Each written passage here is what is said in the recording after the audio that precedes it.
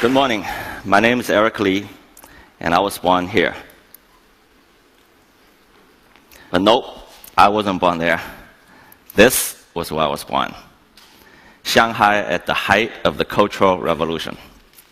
My grandmother tells me that she heard the sound of gunfire along with my first cries.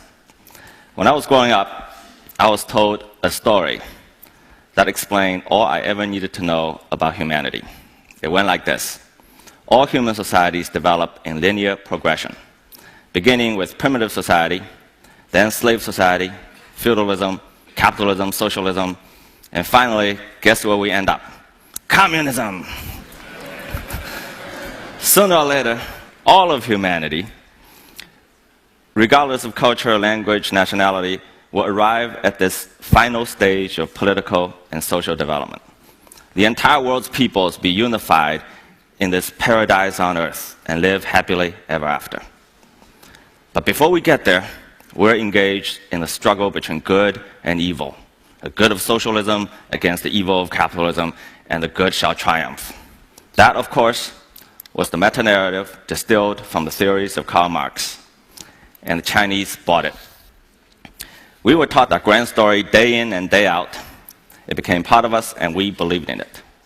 The story was a bestseller. About 1/3 of the entire world's population lived under that meta-narrative. Then the world changed overnight. As for me, disillusioned by the failed religion of my youth, I went to America and became a Berkeley hippie. Now, as I was coming of age, something else happened. As if one big story wasn't enough, I was told another one. This one was just as grand. It also claims that all human societies develop in linear progression towards a singular end. This one went as follows. All societies, regardless of culture, be it Christian, Muslim, Confucian, must progress from traditional societies in which groups are the basic units to modern societies in which atomized individuals are the sovereign units. And all these individuals are by definition rational. And they all want one thing: the vote. Because they're all rational, once given the vote, they produce good government and live happily ever after. Paradise on earth again. Sooner or later, electoral democracy will be the only political system for all countries and all peoples, with a free market to make them all rich. But before we get there, we're engaged in a struggle between good and evil. The good belongs to those who are democracies and are charged with the mission of spreading it around the globe, sometimes by force, against the evil of those who do not hold elections. A new world order, ending tyranny in our world. A single standard for all who would hold power. Now,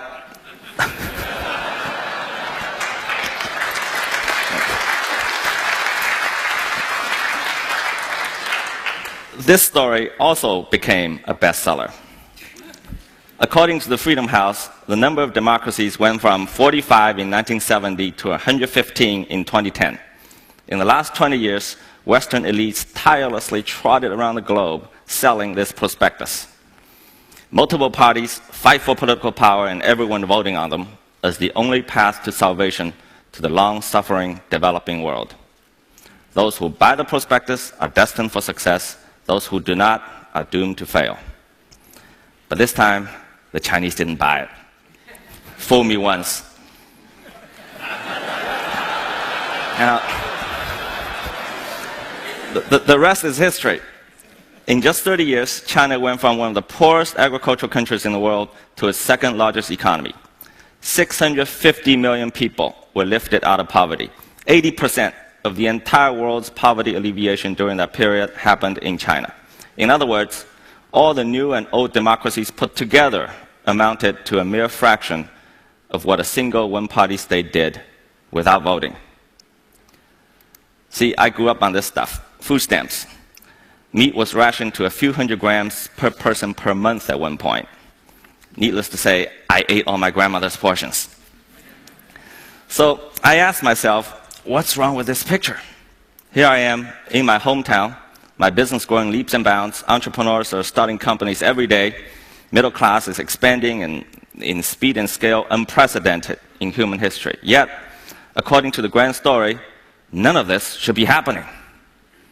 So I went and did the only thing I could. I studied it. Yes, China is a one-party state run by the Chinese Communist Party, the party, and they don't hold elections. 3 assumptions are made by the dominant political theories of our time. Such a system is operationally rigid, politically closed, and morally illegitimate. Well, the assumptions are wrong. The opposites are true. Adaptability, meritocracy, and legitimacy are the 3 defining characteristics of China's one-party system. And most political scientists will tell us that a one-party system is inherently incapable of self-correction. It won't last long because it cannot adapt. Here are the facts.